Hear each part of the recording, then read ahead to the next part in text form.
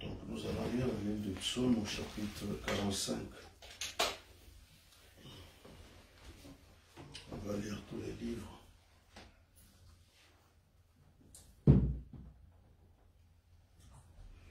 Au chef des chantres sur les lits des fils de Corée, cantiques, chants d'amour, des paroles pleines de charme bouillonnent dans mon cœur. J'ai dit, mon œuvre est pour le roi, que ma langue soit comme la plume d'un habit d'écrivain. Tu es le plus beau des fils de l'homme. La grâce est répandue sur tes lèvres. C'est pourquoi Dieu t'a béni pour toujours. Vaillant guerrier, saint, ton épée, ta parure et ta gloire, oui, ta gloire. Sois vainqueur, monte sur ton char, défends la vérité, la douceur et la justice, et que ta droite se signale par de merveilleux exploits. Tes flèches sont aiguës, des peuples tomberont sous toi, elles perceront les cœurs des ennemis du roi. Ton trône, ô Dieu, est à toujours. Le sceptre de ton règne est un sceptre d'équité.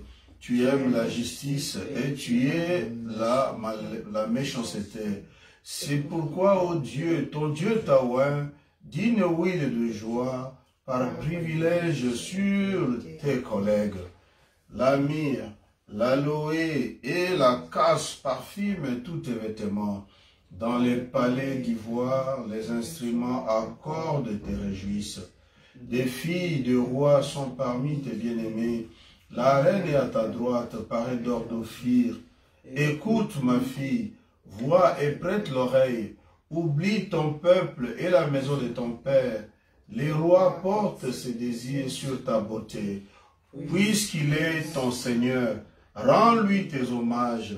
Et avec de présents, la fille des Tyr, les plus riches du peuple, rechercheront ta faveur. Toute resplendissante est la fille du roi dans l'intérieur du palais. Elle porte un vêtement tissu d'or. Elle est présentée au roi, vêtue de ses habits brodés, et suivie des jeunes filles, ses compagnes qui sont amenées auprès de toi. On les introduit au milieu de réjouissances et de l'allégresse. Elles entrent dans le palais du roi. Tes enfants prendront la place de tes pères. Tu les établiras princes dans tous les pays. Je rappellerai ton nom dans tous les âges. Aussi le peuple te loueront éternellement et à jamais. Amen. Oh, prends mon âme, prends le Seigneur, et que ta flamme brille dans mon cœur, que tout mon être vibre pour toi. Sois seulement guide, ô divin, ô source, source de vie, et d'amour vers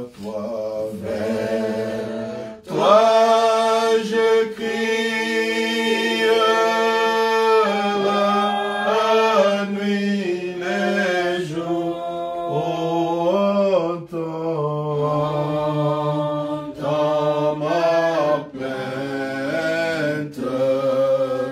sois mon soutien, oui, calme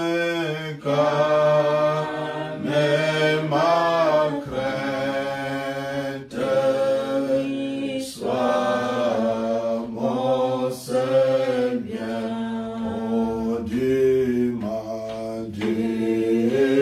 mal perfide, oh gardez-moi.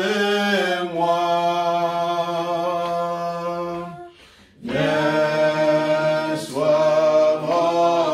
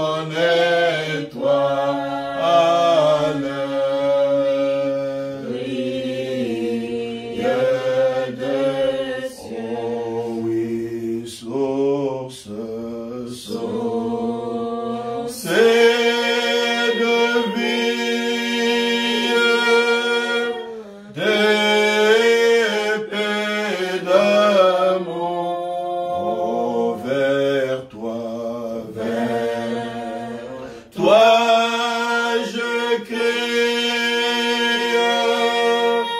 la nuit, les jours, entends ma plainte, sois mon soutien.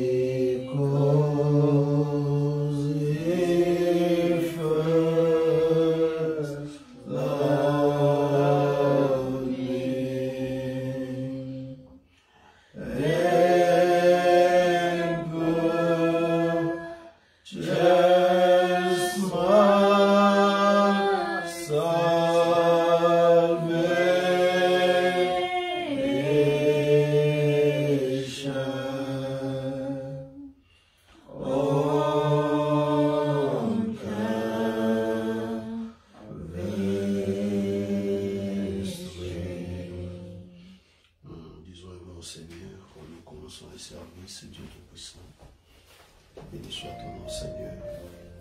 Nous nous confions et nous nous abandonnons entièrement à toi, Père.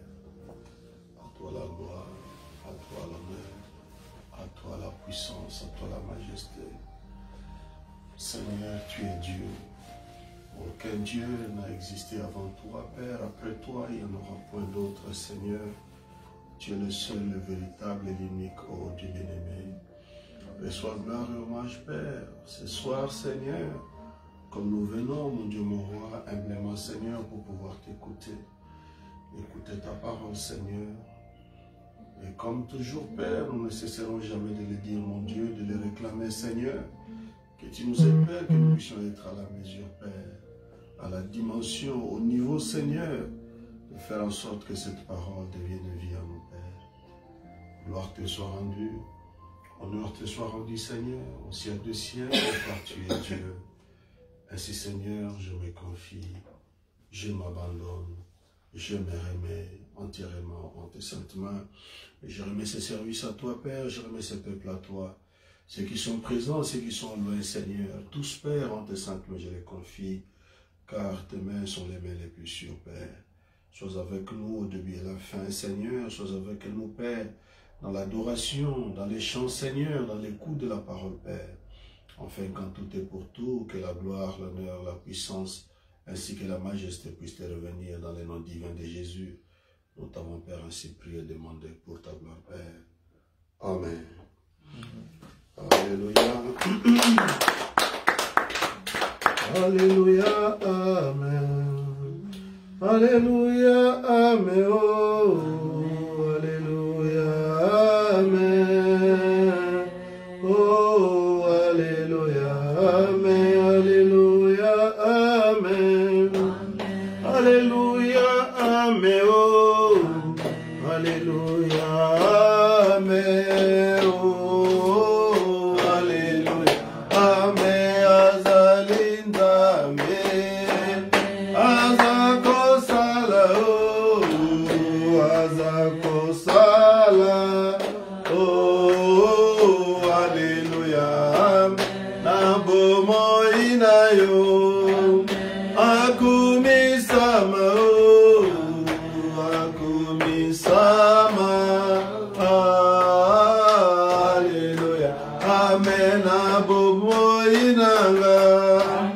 Asandolama. Oh, asandolama. Alléluia. Ajalinzambe. Ajalinzambe. Oh, ajalinzambe. Alléluia. Asandolama. Asandolama. Oh, asandolama. Alléluia. Akumisama. Akumisama. Oh, akumisama. Alléluia. Ajalinzambe. Azalinzambe. Oh, akumisama. Alléluia. Amen. Alléluia. Amen, amen. Quand on dit adorons le Seigneur, c'est adorer le Seigneur. Amen, amen. Et des fois, les gens regardent à son voisin, ils regardent à côté. Ils se disent, mais peut-être qu'on va déranger quelqu'un. Mais allez une fois au stade. Amen. Là-bas, quand on va au stade, tout le monde rentre dans l'esprit du jeu. Amen, amen. C'est aussi comme ça dans l'église du Dieu vivant. Il faut rentrer dans l'esprit. Amen, amen. Oh mon Jésus, Élise de la Vallée, j'ai trouvé en Jésus l'ami qui est toutes choses pour moi. J'ai trouvé en Jésus l'ami qui est toute chose pour moi. C'est le plus beau d'entre d'aimer pour mon âme. Élise de la Vallée, et en lui seul je trouve ma purification et ma guérison. Oh, mon réconfort dans les peines, appris dans les tourments, il m'invite à lui confier chaque souci. Alléluia, la brillante étoile du matin, l'Élise de la Vallée, c'est le plus beau d'entre d'aimer pour mon âme. Il a prié, porté sur lui tous mes soucis épais, moi tout fort et puissant dans les tentations. Oh, pour lui j'ai tout abandonné, j'ai ôté de mon cœur mes idoles par sa puissance innée. Oh, mais merci, même si le monde m'abandonne, oh, et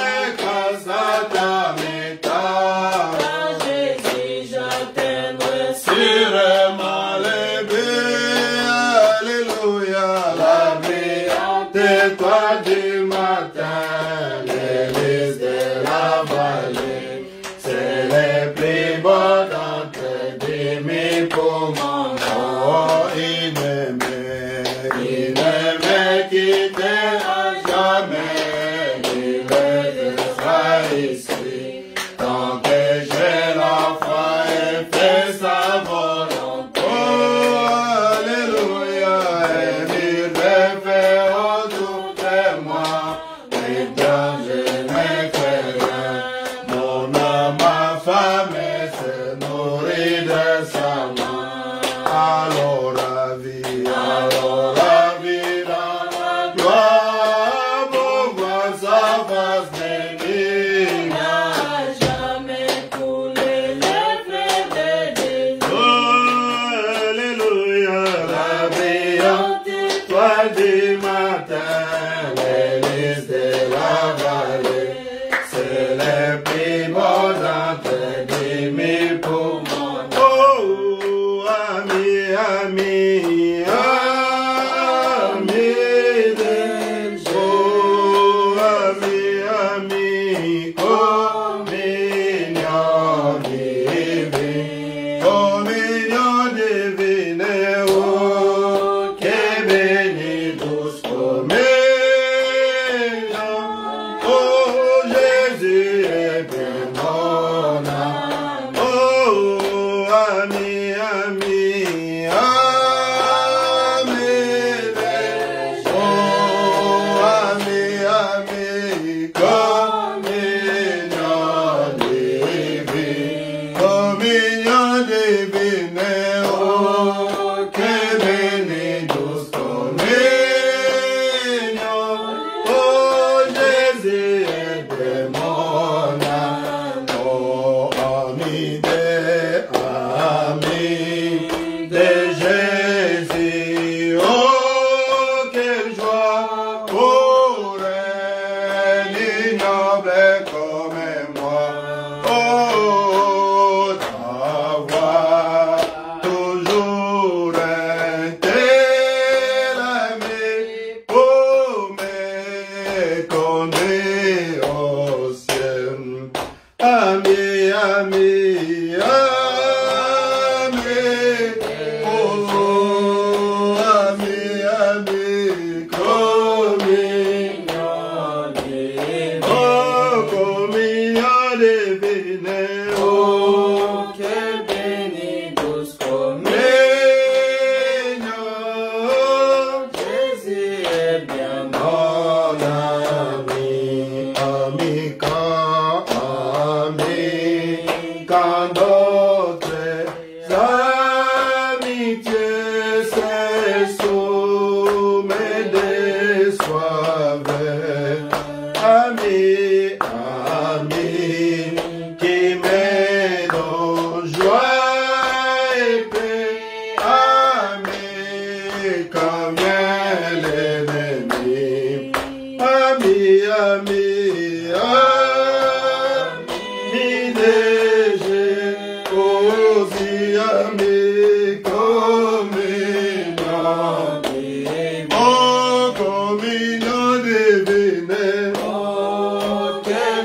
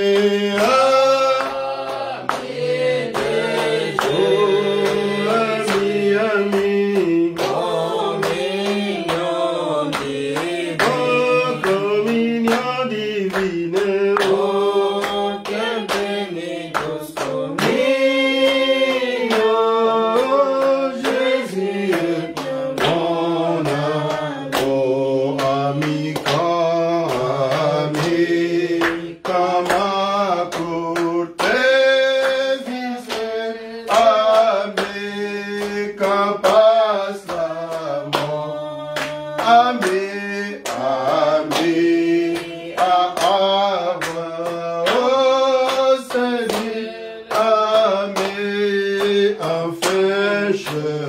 Oh, ami, ami.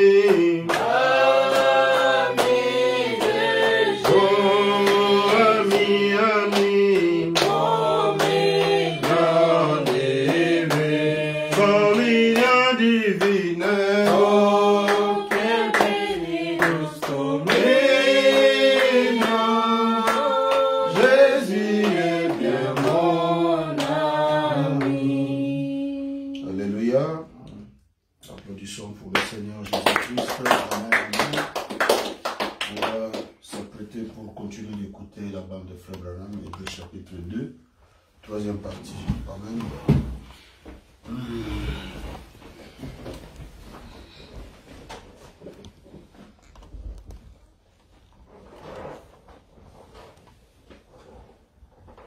Hébreux chapitre 2, troisième partie.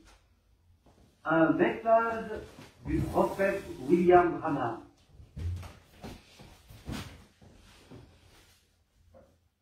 Le 7e et le 8e et le 9e, 10e chapitre, depuis là à l'intérieur. Oh, ayez vos crayons et vos papiers tout prêts, car je crois que le Seigneur va nous donner un grand moment. Maintenant, nous sommes...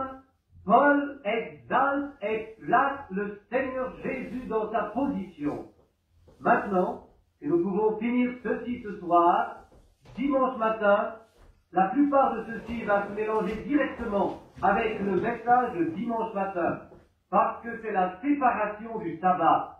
C'est une grande question parmi les sabbatistes aujourd'hui, et je vous inviterai tous à venir pour dimanche matin, car qu'est-ce qui est juste?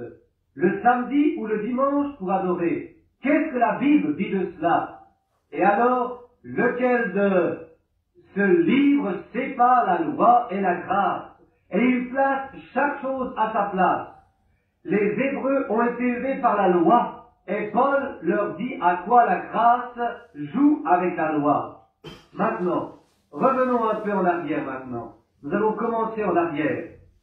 À propos, je me suis procuré des lunettes pour lire. Peut-être que je peux, si par hasard je fais une petite culbute ce soir, je les ai. Vous savez, je suis tout...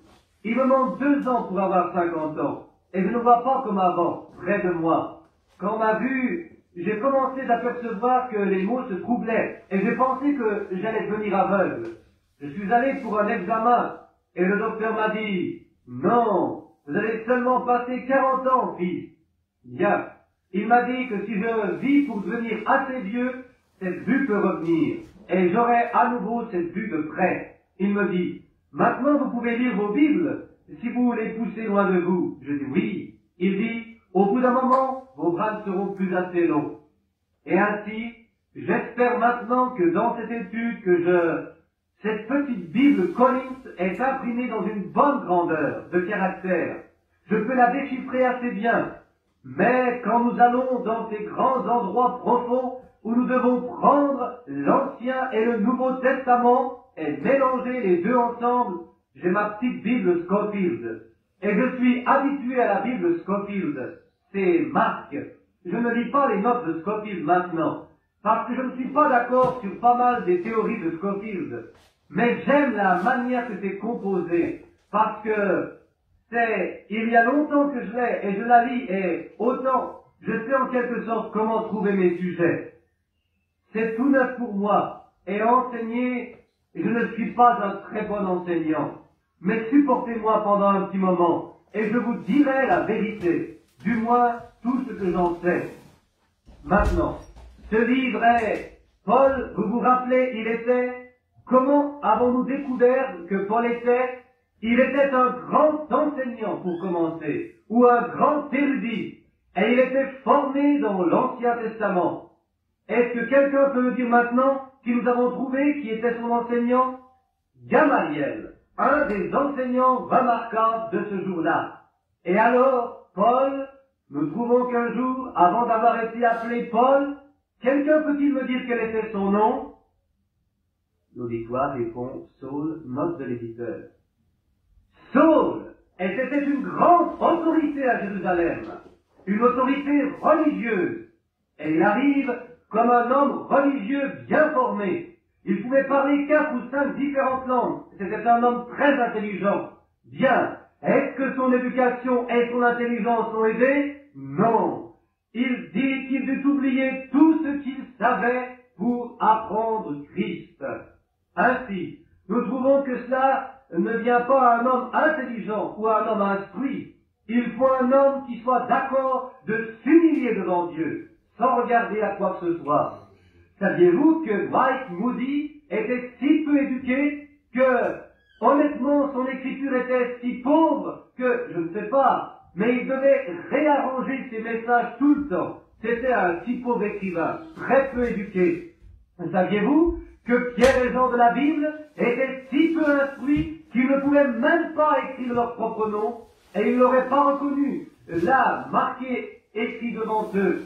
L'apôtre Pierre, qui avait les clés du royaume, n'aurait même pas pu connaître son nom signé devant lui. Pensez-y, la Bible dit qu'il était ignorant et pas instruit. Ainsi, cela me donne une chance. Amen. Oui, monsieur. Cela descend directement de trouver que Dieu puisse faire cela à un homme. Maintenant, et nous réalisons qu'aussitôt que Paul eut une grande expérience, je vais vous demander, est-ce que c'est une expérience de venir à Christ? Est-ce que tout le monde a une expérience? Oui, monsieur. Oui, c'est une naissance. C'est une expérience. Et ainsi, nous étions dans un collège luthérien il n'y a pas longtemps. J'ai eu le privilège cet après-midi d'y aller. Tard, j'aurais dû être là à midi pour dîner avec Tom Hare. Combien ont entendu parler de lui? Le fameux soldat de prière irlandais. Et il a été avec ce frère F à son programme. Et il a paru ici dans beaucoup d'endroits en Amérique. Et j'ai dîné avec lui aujourd'hui. Et j'étais à peu près 3 heures en retard. Il était à peu près 3h30, 4h moins le quart quand nous avons mangé. Mais tout était bien. Et nous discutions sur ces choses. Comment Jésus-Christ est la tête de toutes choses. Maintenant, quand Paul réalisa cela, il eut cette expérience. Et alors, avant qu'il accepte cette expérience, il devait retourner à la Bible. Et nous réalisons qu'il s'en alla et il va dans une autre nation. Et là, il resta 3 ans, cherchant les Écritures, pour voir si son expérience était juste. Maintenant, nous réalisons qu'il avait à faire face à une grande chose. Il devait revenir et dire à son Église et aux gens que la chose même qu'il avait persécutée, c'était juste. Est-ce que vous aviez à faire quelque chose comme cela? Certainement. Nous l'avons presque tous fait. Revenir et dire, ces gens que nous appelions des holy rollers, nous réalisons qu'ils ont raison. Voyez, c'est cela. Nous avions simplement à nous retourner. Et les choses qu'une fois nous haïssions, nous les aimons maintenant. C'est une conversion, une chose étrange. Ah, maintenant j'ai fait cette déclaration. Un holy roller, cela n'existe pas, cela n'existe pas. Mais ils appellent les gens comme cela, les gens de la sainteté. Mais il n'y a pas de holy roller, cela n'existe pas. Il n'y a aucun rapport d'aucune église enregistrée comme cela, pour autant que je puisse le voir, des quelques 960 différentes dénominations. Il n'y a aucune dénomination appelée Holy Roller. C'est seulement un nom que le diable attache à l'église. Mais, dans ces jours-là, ils les appelèrent, combien savent comment ils les appelèrent du temps de Paul? Hérétiques. Vous savez ce que hérétique signifie? Fou. Ce sont des gens qui sont fous. Ainsi, j'aime autant me faire appeler un holy roller qu'un hérétique, n'est-ce pas? Aussi, s'ils étaient appelés cela et se réjouissaient, et que dit Jésus de faire à propos de cela?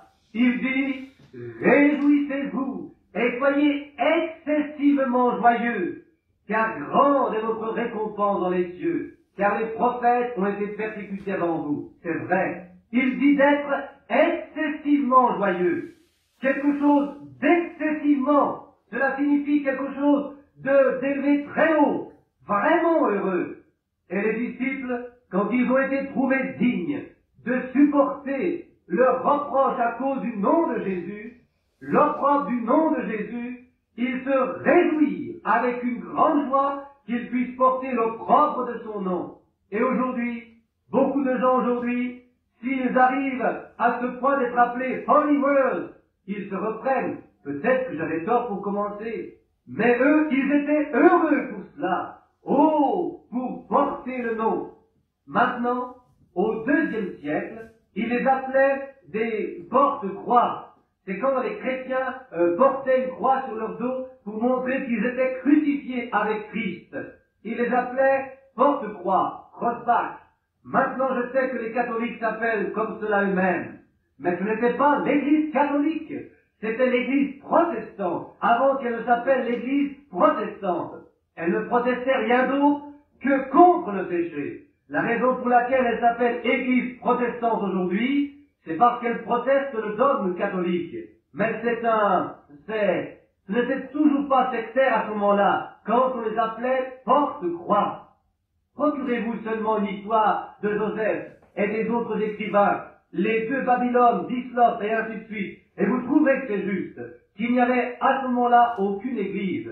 La première église jamais organisée fut l'église catholique, environ 300 ans après le dernier apôtre, environ 300 ans après l'église catholique fut organisée. Et la persécution commença, et ils forcèrent les gens dans l'église catholique, et ils eurent l'église et l'État unis. Ce fut après ce qui fut appelé la conversion de Constantin du paganisme au catholicisme.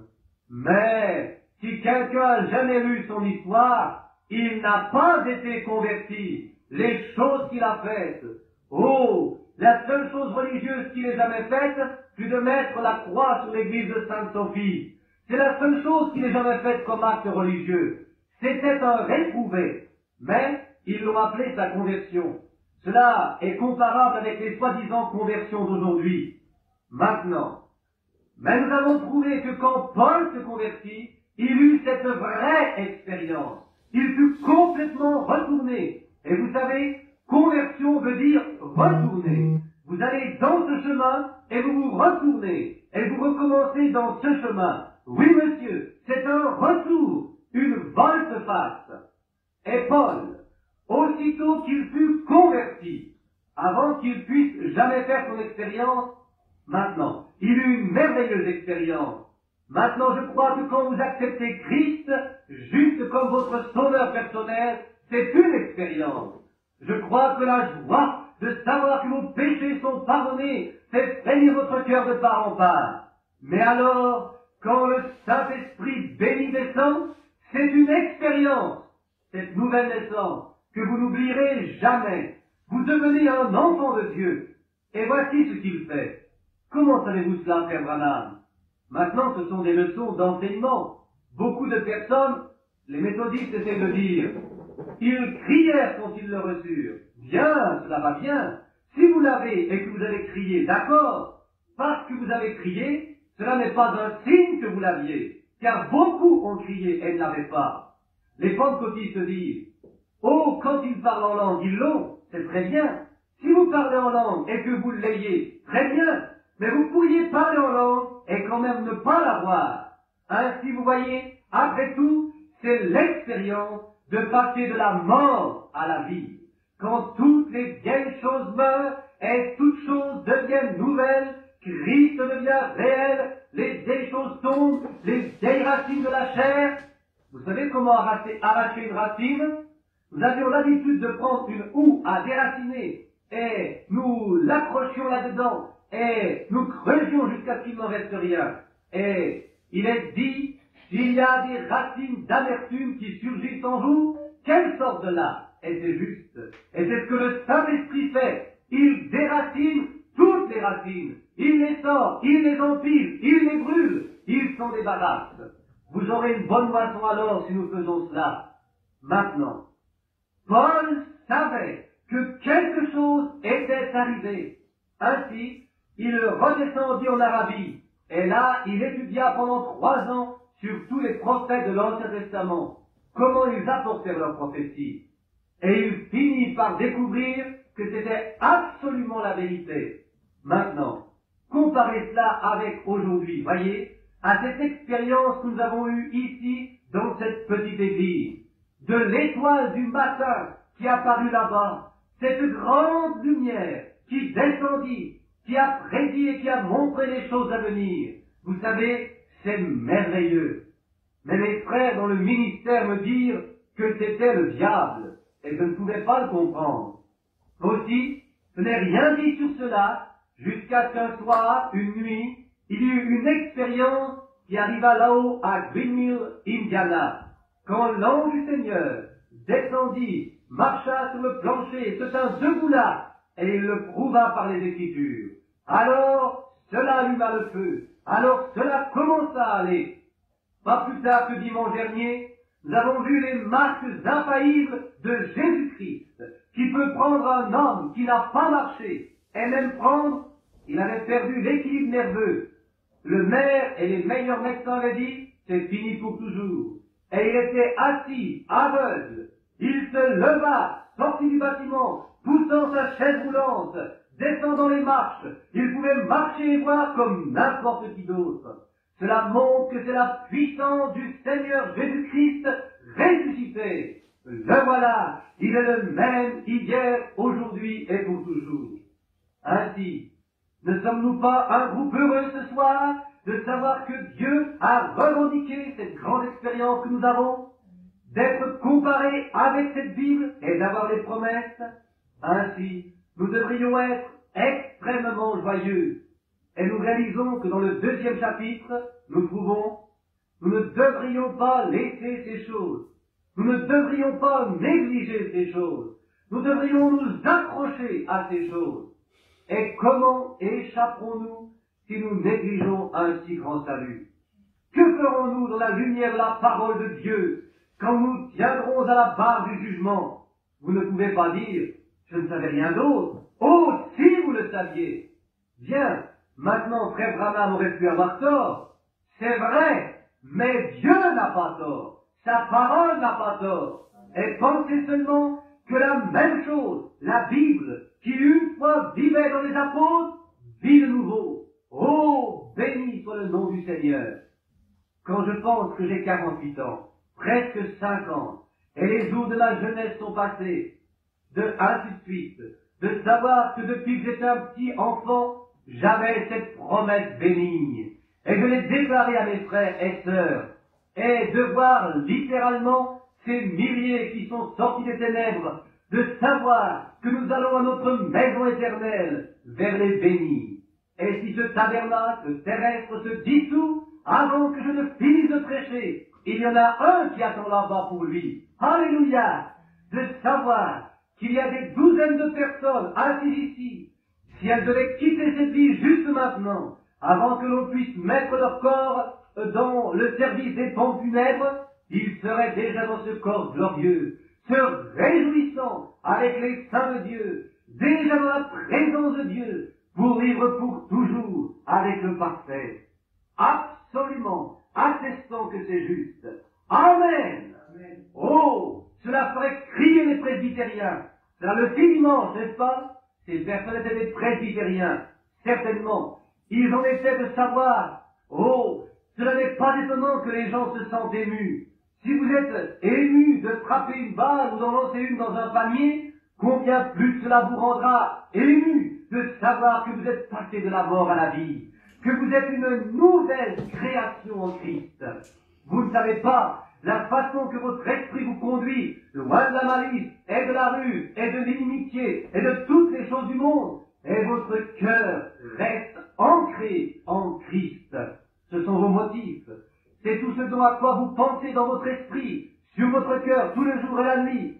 Quand vous allez au lit le soir, et que vous mettez vos mains derrière vous comme cela, et que simplement vous vous couchez là, le louant jusqu'à ce que vous vous endormiez. Vous vous levez le matin, vous le louez toujours. Amen. Oh, j'ai essayé de le louer.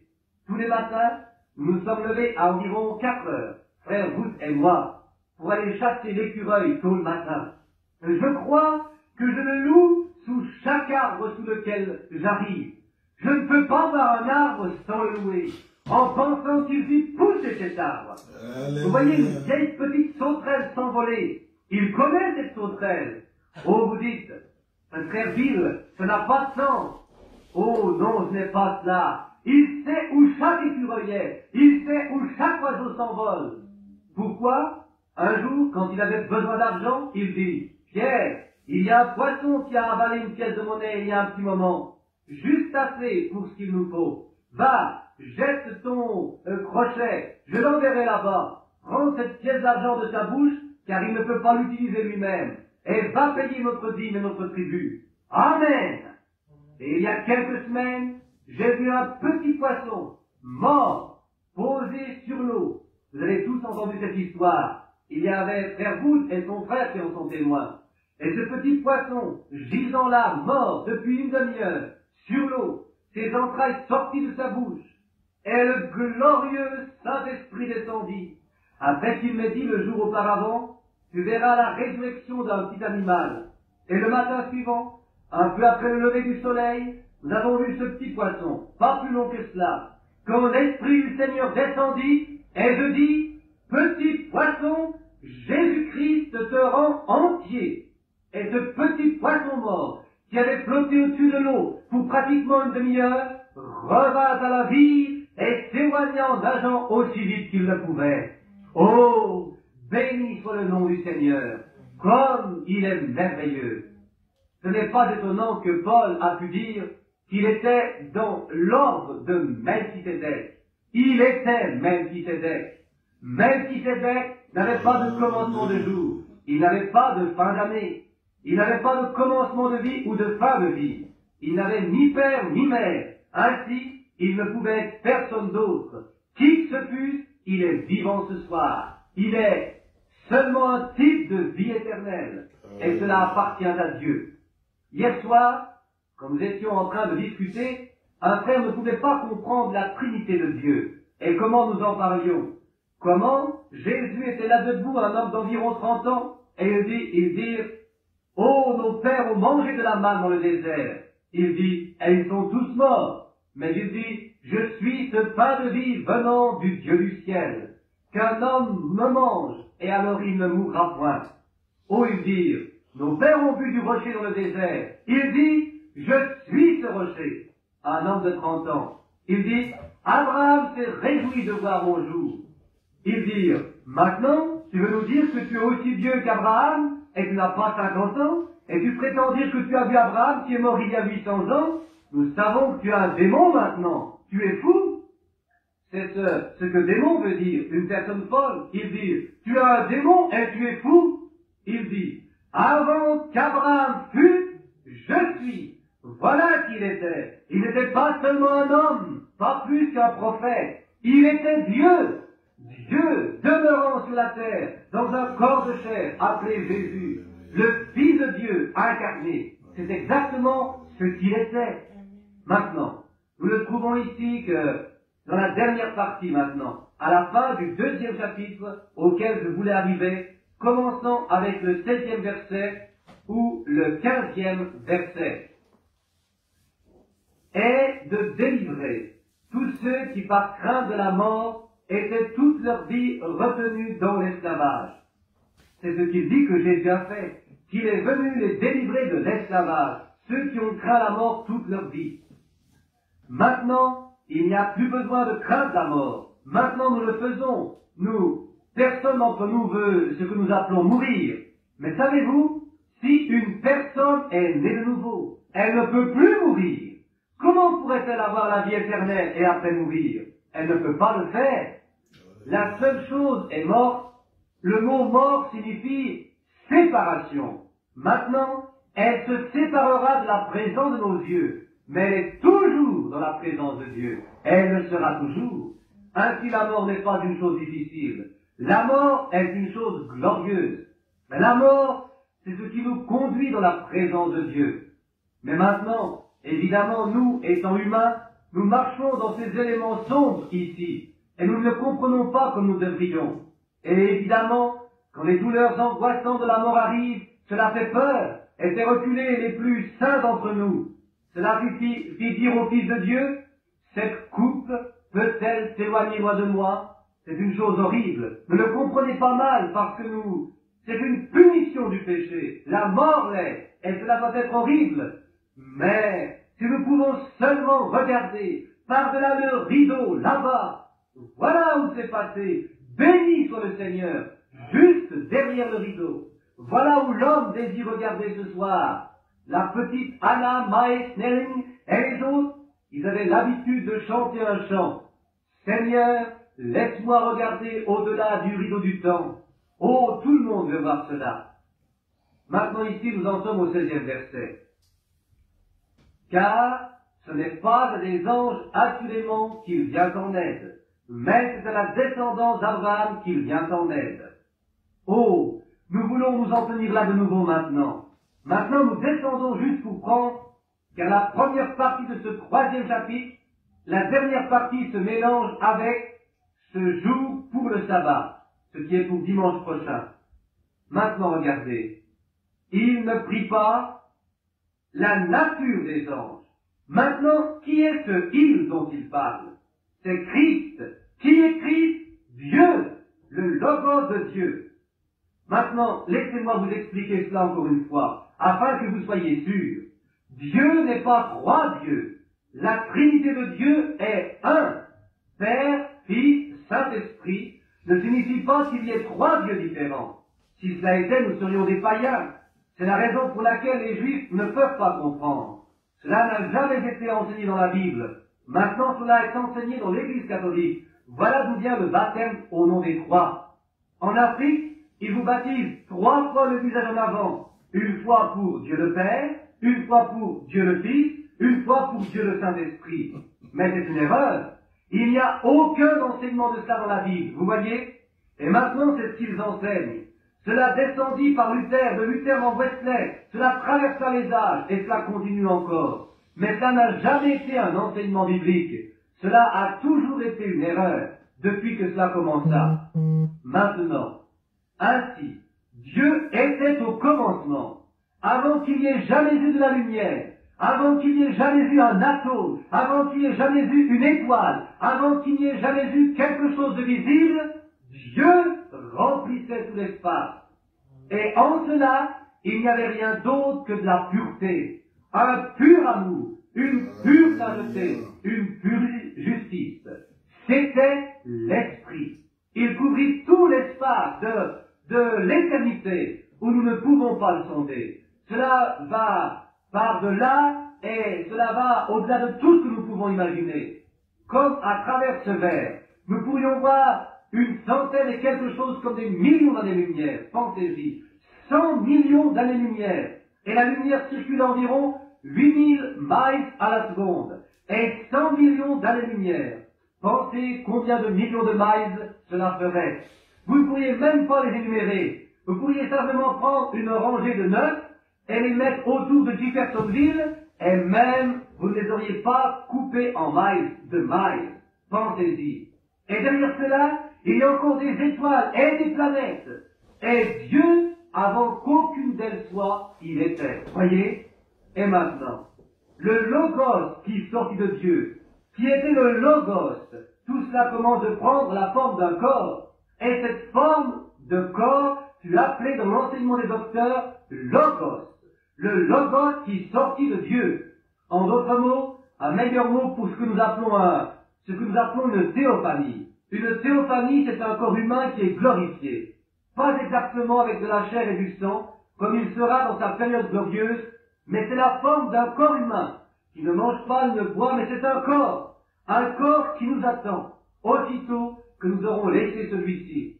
Maintenant, là-dedans nous entrons dans ce corps, et c'est cette sorte de corps-là que Dieu avait, car il dit, faisons l'homme à notre image et à notre ressemblance. Maintenant, quand l'homme va dans ce corps, il avait le contrôle sur tous les animaux et sur tous les oiseaux et les bêtes des champs. Et alors, il n'y avait pas d'homme pour labourer le sol. Genèse 2. Il avait fait des mâles et des femelles. Il n'y avait pas d'homme pour cultiver la terre. Alors Dieu fit l'homme de la poussière de la terre. Il lui donna une main comme à un chimpanzé. Il lui donna un pied comme à un ours. Il le fit à l'image, et ce corps terrestre est à l'image de la vie animale. Et c'est fait avec le même matériau. Votre corps était juste du même matériau que celui d'un cheval ou d'un chien ou n'importe quoi comme cela. c'est fait de calcium, de potasse, de pétrole, de lumière cosmique. Vous n'êtes seulement pas toute chair comme cela est. Pas la même chair, c'est de la chair différente, mais cela est fait de la poussière de la terre d'où cela vient. Mais la différence entre un animal et un homme, c'est que Dieu a mis une âme dans un homme, et il n'en a pas mis une dans un animal. Parce que l'âme qui était dans l'homme est cette théophanie. Oh, je n'arriverai jamais à cette leçon, mais je dois voir ceci. Regardez. Ne vous rappelez-vous pas quand Pierre était en prison, et que l'ange du Seigneur vint et ouvrit les portes? Nous passions à travers le supermarché l'autre jour là-bas, et la porte s'ouvrit devant nous. Je dis, vous savez, la Bible a eu cela en premier, vous voyez?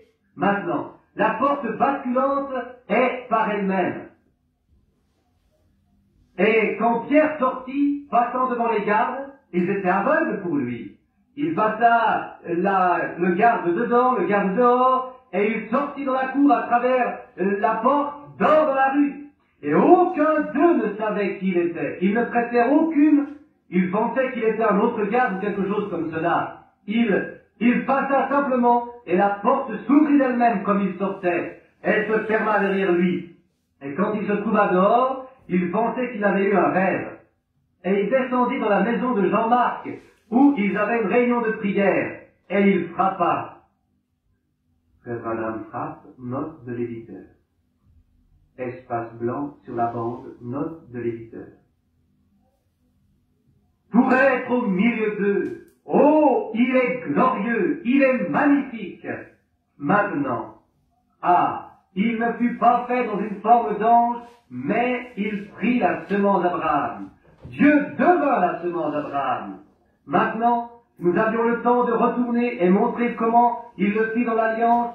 Vous m'avez entendu prêcher sur cela bien des fois. Comment il prit ces animaux et il les coupa en deux. Il jeta la tourterelle, le pigeon à l'intérieur. Puis il regarda. Il aperçut une petite fumée d'horreur noire, la mort. Ensuite une fournaise fumante, l'enfer.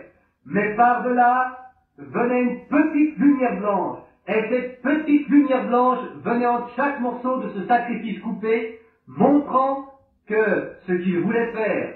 Et il fit un serment quand il fit cela. Et il écrivit une alliance montrant ce qu'il ferait. Et lui, Jésus-Christ vint sur la terre, Dieu Emmanuel, Dieu en chair, et au calvaire, il fut déchiré en deux, et son esprit revint sur l'Église, et son corps fut élevé, et il est assis sur le trône de Dieu, le trône de Dieu, celui qui est sur le trône est le juge. Nous savons cela. Bien, où est le jugement? Le Père a donné l'heure. Il ne juge aucun homme, mais le Père a confié tout le jugement au Fils. Ainsi il est, et sa vie est le grand prêtre, assis là avec son propre corps comme un sacrifice pour plaider nos confessions. Amen. Frère, cela met quelque chose en vous.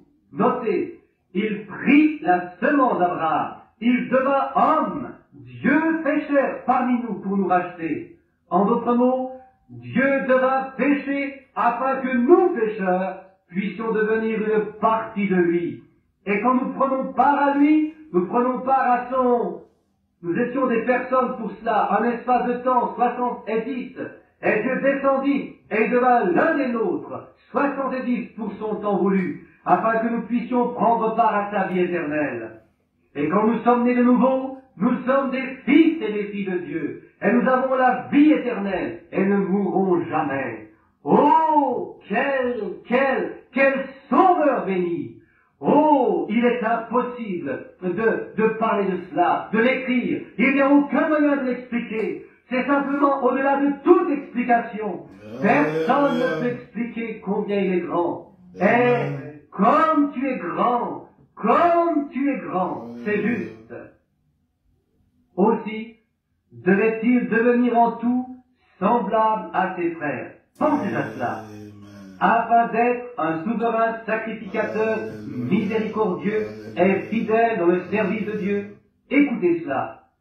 Pour faire l'expiation des péchés du peuple. Pour expier. Maintenant, Dieu connaissant la justice devait devenir l'injustice. Pour savoir ce que c'était d'être un pécheur. Pour repartir afin de réconcilier par la réconciliation et avoir de la miséricorde pour le peuple. Prochain verset, écoutez cela ici. Car du fait qu'il a souffert lui-même, Dieu ne pouvait pas souffrir en esprit. Il dut devenir chair pour sentir la douleur de la maladie, pour sentir la tentation de la luxure, pour sentir la tentation du vouloir, pour sentir la tentation de la faim, pour sentir la puissance de la mort, afin qu'il puisse le prendre sur lui-même, de se tenir en présence du grand esprit, Jéhovah, l'esprit, pas l'homme, l'esprit, pour intercéder pour cette vie. Et Jésus prit cela afin d'intercéder pour nous, car il sait ce que nous ressentons. Quand vous êtes malade, il sait ce que vous éprouvez. Quand vous êtes tenté, il sait ce que vous ressentez. Maintenant, avez-vous remarqué, quand nous votons pour un président, tous les fermiers voteront pour un président qui a été un fermier, car ils connaissent ce qu'il y a de dur dans la vie d'un fermier. Ils veulent un homme qui les comprenne. Et avant que Dieu puisse comprendre, lui étant cette grande sainteté, comment il puisse comprendre, après qu'il ait condamné l'homme, par sa sainteté, il condamna l'homme. Et la seule façon qu'il ait jamais eue pour justifier l'homme, c'était de devenir un homme. Et Dieu couvrit la vierge de son ombre, et cela créa un corps. Pas du sang juif, pas du sang des gentils, mais son propre sang. Le sang de Dieu créé. Pas de sexe du tout dans tout cela, pas de désir sexuel. Et cette cellule de sang, créée dans la matrice de cette femme, amena un fils. Et quand il fut baptisé par Jean-Baptiste, Jean dit, il témoigna qu'il vit l'Esprit de Dieu comme une colombe descendant et demeurant sur lui. Ce n'est pas étonnant que Jésus pouvait dire que toute puissance m'a été donnée dans le ciel et sur la terre. Dieu et l'homme devinrent un. Le ciel et la terre s'embrassèrent. Et il était celui qui pouvait faire l'expiation pour nos péchés. C'est pour cette raison qu'en son nom il y a des guérisons, parce qu'il connaît vos souffrances. Avez-vous jamais entendu ce vieux cantique? Jésus connaît les peines que vous ressentez. Il peut guérir et il peut sauver. Portez vos soucis au Seigneur et laissez-les là. C'est juste, il connaît. Quand notre cœur est tourmenté par la douleur et que nous ne pouvons pas regagner notre santé, rappelez-vous simplement que Dieu dans les cieux répond aux prières. Jésus connaît les peines que vous ressentez. Il peut guérir et il peut sauver. Portez simplement vos soucis au Seigneur et laissez-les là. C'est tout ce qu'il demande. Laissez-les simplement là. Pourquoi? Parce qu'il est notre grand prêtre, debout ici, qui connaît comment vous vous sentez. Et il sait comment vous réconcilier de nouveau avec la grâce et comment vous redonner votre santé. Il connaît tout cela. Il souffrit. Quand vous n'avez pas une place pour reposer votre tête, il eut la même chose. Quand vous n'avez pas d'habit pour changer, il eut la même chose. Quand on se moque de vous, qu'on vous persécute, il eut la même chose. Écoutez le dernier verset maintenant. Très bien. Il peut secourir ceux qui sont tentés, ou en d'autres mots, il est capable de mettre en sécurité, d'aider, de faire de ceux, de sympathiser avec eux, parce que Dieu lui-même devint homme pour le ressentir. Vous rappelez-vous l'autre soir, n'avons-nous pas enseigné sur cela? Comment Dieu la mort avait en elle un aiguillon, une panique en elle. Tous les jours, ils étaient en esclavage concernant cette mort. Et alors Jésus vint, afin qu'il puisse prendre cet aiguillon de la mort. Et quand il montait la montagne, rappelez-vous comment nous avons illustré cela, ces petites taches rouges sur son manteau, après un moment elle devint une grande tache de sang éclaboussée autour de lui. Son petit corps frêle, il ne pouvait pas aller plus loin, et il tomba. Simon de Cyrène, l'homme de couleur, lui aida à porter la croix jusqu'au sommet de la colline. Et quand ils le clouèrent à la croix, il cria pour de l'eau. N'importe quel homme qui saigne a besoin d'eau. Vous vous rappelez l'autre soir, quand j'ai prêché sur le chevreuil et le cerf ont soif de l'eau du ruisseau. Ainsi mon âme soupire après toi, ô Dieu. Si le cerf est blessé et qu'il est encore en vie, perdant du sang, il doit trouver de l'eau ou il mourra. Je suis blessé dans les champs quand j'avais 14 ans. J'étais étendu là. Mes jambes partirent au-dessous de moi comme un hamburger d'un fusil. Et je criais pour de l'eau. Oh, donnez-moi un verre. Je me plaignais. Mes lèvres étaient engourdies. Mon copain courut dans une vieille mare. il y avait toutes sortes de petits vers qui gigotaient, un marécage. Mais ça m'était égal quoi que ce soit. Il l'a rempli d'eau, jeta ma bouche ouverte, il tordit sa casquette comme cela dans ma bouche. Oh, vous deviez avoir de l'eau. Et il saignait. Il dit, donnez-moi à boire. Et ils lui donnèrent du vinaigre dans une éponge. Et il le rejeta, le refusant. Il était l'agneau de Dieu, à notre place, pour apporter la réconciliation avec l'être humain. Qu'est-ce que c'était? Le Dieu du ciel. Billy Sunday dit une fois, dans chaque buisson étaient assis des anges disant, laissez simplement aller vos mains et pointez votre doigt, nous changerons la situation. Mais cette bande de religieux fanatiques effrontés appelèrent quelques grands savants éduqués, ayant un doctorat en philosophie ou en théologie. Ils allèrent près de lui et dirent, maintenant, si tu es le Fils de Dieu, tu en as sauvé d'autres, et tu ne peux pas te sauver toi-même, descends de la croix, et nous croirons en toi. Il ne savait pas qu'il lui faisait un compliment. Il aurait pu se sauver lui-même, mais s'il s'était sauvé lui-même, il n'aurait pas pu en sauver d'autres. Ainsi, il se donna lui-même, béni soit son nom, il se donna lui-même, afin que je puisse être sauvé, et que vous puissiez être sauvés. Oh, quel amour sans égal! Il n'avait pas à être malade. Ce précieux corps né d'une vierge n'avait pas à être malade. Mais il devint péché, afin qu'il puisse savoir comment intercéder pour moi quand je suis malade. Il n'avait pas à s'épuiser, mais il s'épuisa. J'ai lu une petite histoire une fois là-dessus. Je ne sais pas si c'est authentique ou pas. Mais il était dit que quand il ressuscita ce garçon de Naïm là-bas, il s'assit sur un rocher et il gémit d'un mal de tête, car il devait supporter nos maladies. Il dut porter nos péchés, et là il mourut. Et au calvaire, quand cette vieille abeille est la mort une fois ancra son aiguillon, tout le monde sait que quand l'abeille ancre son aiguillon, elle ne peut plus piquer. Quand l'abeille s'envole ou n'importe quel insecte qui pique, quand il ancre son aiguillon, celui-ci sort de lui. C'est toujours une abeille, mais elle n'a plus son aiguillon. La seule chose qu'elle peut faire, c'est de bourdonner et de faire beaucoup de bruit. C'est la seule chose que la mort peut faire aux croyants, c'est faire beaucoup de bruit. Mais, alléluia, béni soit le nom du Seigneur. Il ancra cet aiguillon de la mort dans sa propre chair. Emmanuel le fit. Il ressuscita de nouveau le troisième jour. Il sortit l'aiguillon de là, et il est immortel ce soir. Et son esprit est dans ce bâtiment, et il prouve qu'il est vivant parmi nous. C'est notre Messie, c'est notre Sauveur béni.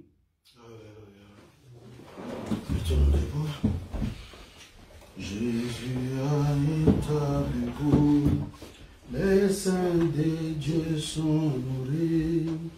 Il invite son peuple élu, viens dîner. Oh, il est avec la main et pourvoir nos besoins.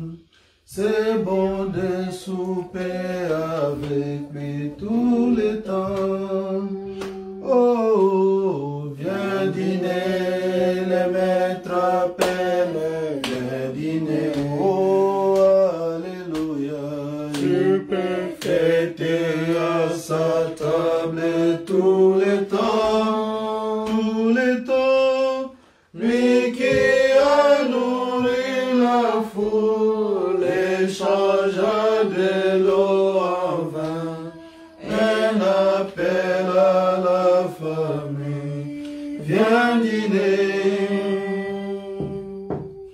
Les disciples étaient venus, obéissent ainsi à Christ. Puis le maître appela, viens dîner. Oh, là ils trouvèrent le désir, pain et poisson sur le feu. Il satisfait les affamés tout le temps. Oh, viens dîner, le maître appelle, viens dîner. Oh, alléluia. Il peut fêter à sa table tout le temps, tout le temps. Lui qui a nourri de l'eau en vain. Un appel à la famille. Viens dîner. L'agneau va prendre l'épouse pour toujours à ses côtés. Et tous les audiciels vont s'assembler. Ce sera une belle vue. Tous les saints vêtus en blanc. Jésus, ils vont fêter pour toujours. Oh, viens dîner, les maîtres appellent.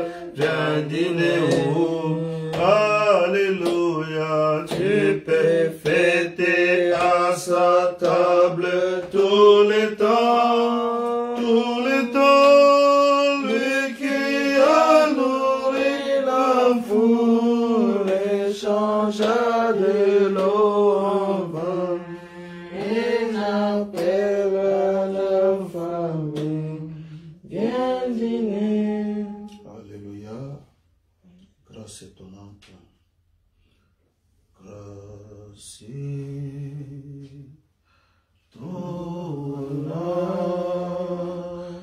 Au cœur doucement, mais sauva mal.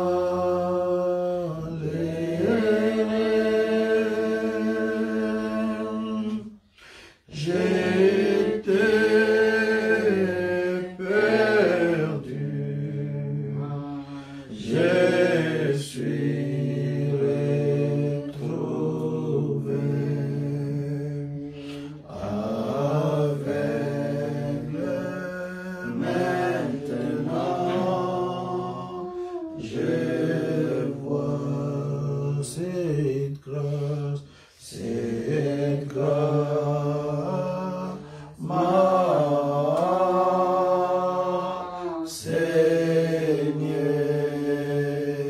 la crainte est l'eau, ta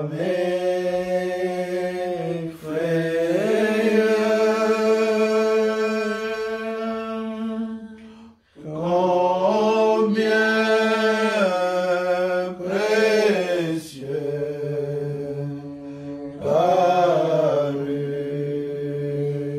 cette grâce au moment où j'écris à travers les dangers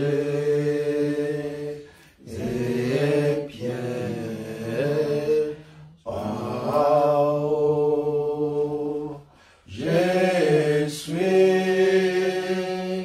venu. Oh,